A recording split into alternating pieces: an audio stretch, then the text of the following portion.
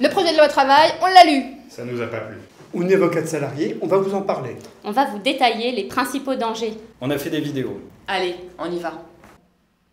Les conséquences de la remise en cause de la hiérarchie des normes, c'est d'abord par rapport à un certain nombre de temps, qui sont des temps qui ne sont pas à proprement parler du temps de travail, mais qui peuvent être néanmoins payés.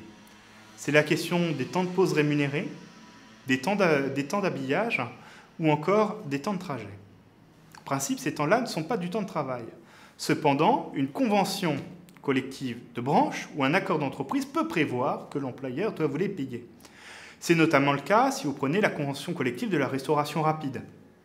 Quand Quick ou McDonald's ou je ne sais quelle entreprise décide que vous devez porter un uniforme, en ces cas-là, il doit vous verser une contrepartie. La contrepartie, en l'occurrence, c'est soit des jours de congés supplémentaires, 2 jours de congés supplémentaires et des cotisations en plus, ou soit une participation supplémentaire à vos dépenses de santé.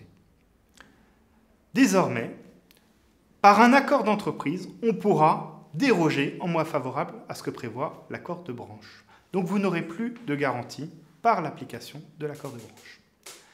Deuxième remise en cause s'agissant du temps de travail, c'est la question du temps d'astreinte. Là aussi, c'est un temps qui n'est pas à proprement parler du temps de travail, mais c'est un temps auquel vous devez être à disposition.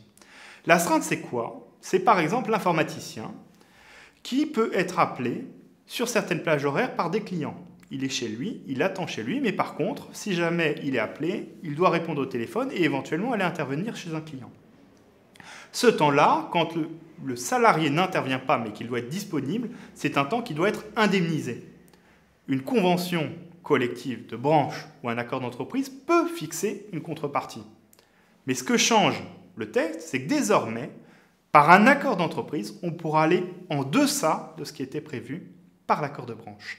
Et pire encore, jusqu'à présent, pour que vous ayez quand même un petit peu de vie privée, il était prévu que l'employeur avait l'obligation de vous prévenir 15 jours à l'avance de quand vous alliez être en astreinte. Ça, vous pouvez un petit peu vous organiser, même si c'est pas l'idéal, c'est pas la joie. 15 jours, c'est quand même très court. Ce que change le texte, c'est que désormais, par un accord d'entreprise, on fixera librement le délai de prévenance. Donc on peut tout à fait, par un accord d'entreprise, prévoir que vous serez prévenu désormais 3 jours à l'avance de quand vous serez en astreinte dans les jours qui suivent. Donc ça, ce sont des régressions absolument majeures et qui vous montrent que la remise en cause de la hiérarchie des normes, ce n'est pas quelque chose d'abstrait, c'est votre quotidien.